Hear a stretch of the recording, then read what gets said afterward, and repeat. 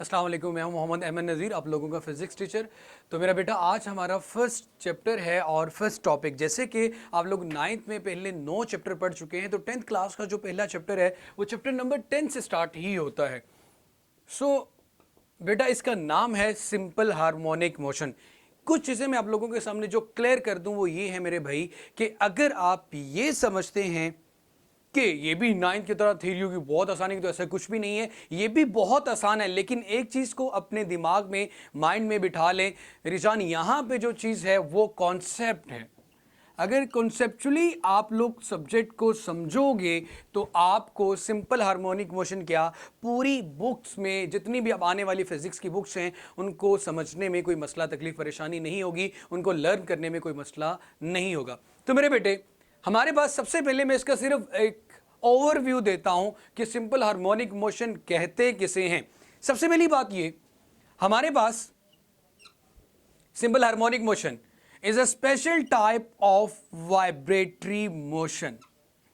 Is a special type of vibratory motion. मैं यहां पे समराइज्ड पॉइंट लिखूंगा कि सिंपल हार्मोनिक मोशन कौन से ऑब्जेक्ट परफॉर्म करते हैं, या हम मोशन में ऐसी कौन सी चीज जो ऑब्जर्व करेंगे तो हमारे पास वो सिंपल हार्मोनिक मोशन होगी। तो मेरा बेटा, what is vibratory motion? To and fro motion of a body, to and fro motion of a body about its mean position is called vibratory motion. About its mean position is called vibratory motion. उसको हम vibratory motion का नाम देते हैं। लेकिन ऐसी vibratory motion जिसमें आपका एक्सेलरेशन नेगेटिव ऑफ डिस्प्लेसमेंट के डायरेक्टली प्रोपोर्शनल आ जाए, नेगेटिव ऑफ डिस्प्लेसमेंट के डायरेक्टली प्रोपोर्शनल आ जाए, वो ऑब्जेक्ट आपके पास क्या परफॉर्म कर रहा होगा? Simple harmonic motion. मैंने इसकी जो आपके पास शॉर्ट फॉर्म है कैपिटल SHM करके लिख दी है। So again, special type of vibratory motion is called simple harmonic motion, and to and fro motion of a body about its mean position is called vibratory motion. But ऐसी vibratory motion जिसमें आप ये चीज prove कर दो, acceleration is directly proportional to the displacement, negative of displacement. अब इस चीज को मैं प्रूव करूंगा हमारे टॉपिक्स के अंदर कि क्या चीज, कौन कौन से सिस्टम परफॉर्म कर रहे हैं सिंपल हार्मोनिक मोशन। इस बुक में हम ऐसे 3 सिस्टम पढ़ेंगे जो परफॉर्म कर रहे होंगे simple harmonic motion, in which acceleration is directly proportional to the displacement of a vibrating body. तो जो अगेन वही बात करते हैं, तो आ जाते हैं अपने कंसर्निंग टॉपिक के ऊपर। फर्स्ट टॉपिक है जी हमारा motion of mass attach to a spring. उसमें मैंने ये चीज प्रूव करनी है, acceleration is directly proportional to the displacement. Motion of mass attach to a spring, ये सिस्टम है हमारे पास। Motion of mass attached to a spring. Motion of mass attached to a spring. Motion of mass attached to a spring. आपके पास एक horizontal surface है, उस horizontal surface में आपके पास एक स्प्रिंग है और स्प्रिंग के एंड पे एक मास अटैच है।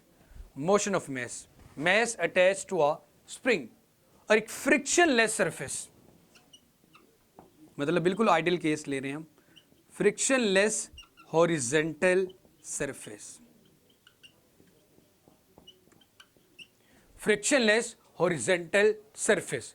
मेरे भाई क्या होगा अगर आप, हमें ये चीज प्रूव करनी है कि ये जो मास m है जो स्प्रिंग के साथ जुड़ा हुआ है, ये परफॉर्म कर रहा है सिंपल हार्मोनिक मोशन।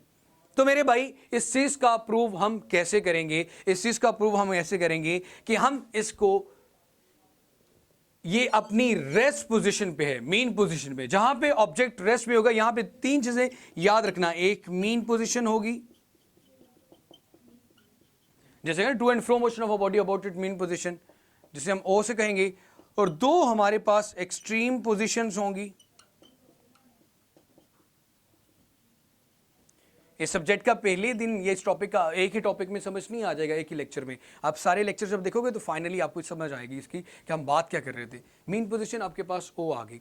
अब मेरे भाई जब ओ पे ऑब्जेक्ट होता है तो ऑब्जेक्ट में किसी किस्म का एक्सेलरेशन नहीं है, बिकॉज यहाँ पे किसी किस्म की कोई फोर्स नहीं लगाई। जब फोर्स ऑब्जेक्ट पे नहीं लगती तो न्यूटन ने ही कहता है कि एक्सेलरेशन भी क्या होता है, जीरो होता है। अब मैं क्या करता हूं, मैं स्प्रिंग को स्ट्रेच करता हूं, स्प्रिंग को खींचा और ओ से मैं इसको ले गया मेरे भाई ए तक by applying the force according to Newton second law of motion,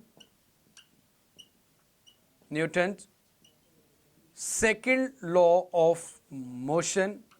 मैंने इस पे फोर्स लगाई, F is equal to M A. Applied force को हम लिखते हैं F is equal to M A, जैसे कि मैंने लिख दिया।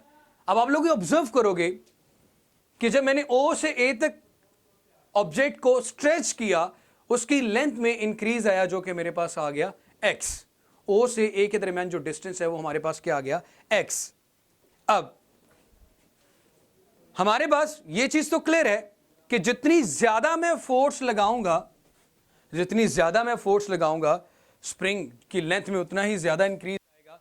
तो मैं ये चीज भी यहां पे लिख लेता हूं, इसको मैं इधर रेज कर देता हूं थोड़ा सा, यहां से बाकी कैलकुलेशन करते हैं और प्रूव करते हैं acceleration is directly proportional to the displacement. अब ये जो x है इसको हम डिस्प्लेसमेंट कहते हैं, क्योंकि ऑब्जेक्ट ने O से A तक कवर किया। वैसे डिस्प्लेसमेंट को यहां से x पे डिनोट किया गया। आप कहेंगे जी हमने तो 9th क्लास में d कहा था, तो कोई फर्क नहीं पड़ता इस बात से। अब मेरा भाई फोर्स जितनी ज्यादा लगाओगे डिस्प्लेसमेंट उतना ही ज्यादा होगा, लेकिन यहां पे ये चीज देखना, ये कौन सी फोर्स है, x में जितना इंक्रीज आएगा, आप स्प्रिंग को जितना तेजी से खींचोगे स्प्रिंग उतनी तेजी से वापस जाने की कोशिश करेगा। आप स्प्रिंग को जितना ज्यादा स्ट्रेच करेंगे स्प्रिंग उतनी ही तेजी से वापस जाने की कोशिश करेगा। वो फोर्स जो उसको मजबूर करे अपनी इनिशियल पोजीशन पे वापस आने पे, उसको नाम देते हैं हम रिस्टोरिंग फोर्स का। उसको हम नाम देते हैं मेरा बेटा रिस्टोरिंग फोर्स, जो आपके पेज नंबर 3 पे गिवन है, रिस्टोरिंग फोर्स।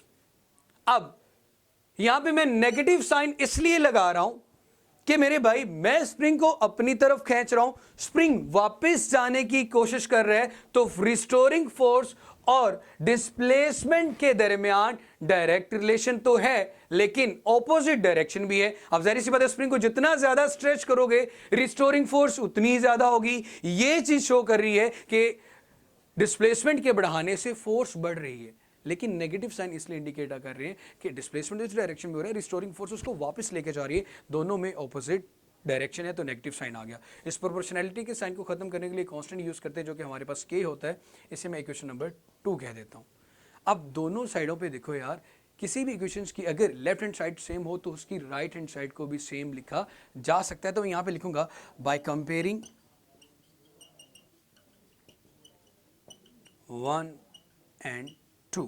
इक्वेशन 1 और 2 का कंपैरिजन करने से मेरे भाई यहां पे आ गया ma is equal to minus K X. यहां पे k is called the spring constant, और ये जो फॉर्मूला है कि रिस्टोरिंग फोर्स बढ़ेगी डिस्प्लेसमेंट बढ़ने से, ये जिस तरह ये न्यूटन सेकंड लॉ था, ये आपके पास हुक्स लॉ है। ये आपके पास क्या बेटा, हुक्स लॉ। अब 9th क्लास में भी पढ़ चुके हैं कि स्ट्रेस के बढ़ाने से स्ट्रेन बढ़ती है। सिंपली वही चीज, स्ट्रेस क्या होती थी, फोर्स थी आपके पास। अब मेरे भाई इस कांस्टेंट की वैल्यू कब ज्यादा होगी, जब स्प्रिंग ज्यादा स्टिफ होगा, मजबूत होगा, और स्लिंगी स्प्रिंग, हल्के से स्प्रिंग के लिए k की वैल्यू भी क्या होती है, कम। खैर एक्चुअली हमारा कंसर्निंग क्या है, a को प्रूव करना माइनस एक्स के।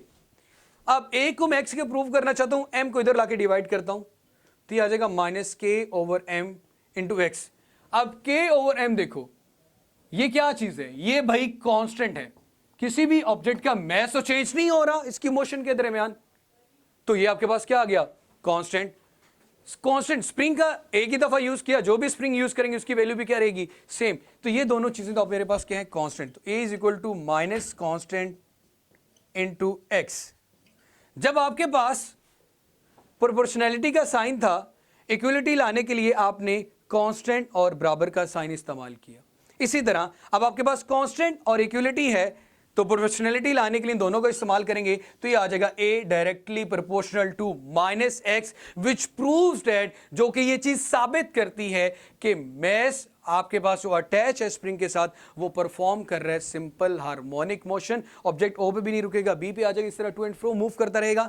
इस टॉपिक को अच्छे से समझने के लिए आपको लेक्चर को दोबारा से 2 दफा भी जरूर देखें, 3 दफा देखें, जब तक आपको समझ नहीं आती। एक्चुअली हमें प्रूव करना था A directly proportional to minus X. A over M के बारे में मोस्टली लोगों का ये मसला होगा, यार ये कांस्टेंट का मतलब क्या है? भाई इनकी वैल्यू तब्दील नहीं होती, और कांस्टेंट और इक्वलिटी जहाँ पे हो वहाँ पे प्रोपोर्शनैलिटी का साइन ला जा सकता है, और जहाँ पे प्रोपोर्शनैलिटी हो वहाँ पे हम कांस्टेंट ला सकते हैं। तो इंशाल्लाह नेक्स्ट टॉपिक में इसके अंदर जो मज़ीद एक्सप्लेनेशन है वेलोसिटी वगैरह की, इसका टाइम पीरियड कैलकुलेट करने की, तो ये अगर ये चीज़ यहाँ तक समझ आ गई तो बाकी सारे टॉपिक्स भी इंशाल्लाह आपके पास हो जाएंगे। और इंशाल्लाह नेक्स्ट टॉपिक में अगेन बात होती है, फिर मुलाकात होती है। तब तक अपना बहुत सारा सा ख्याल रखिएगा। अल्लाह हाफिज़।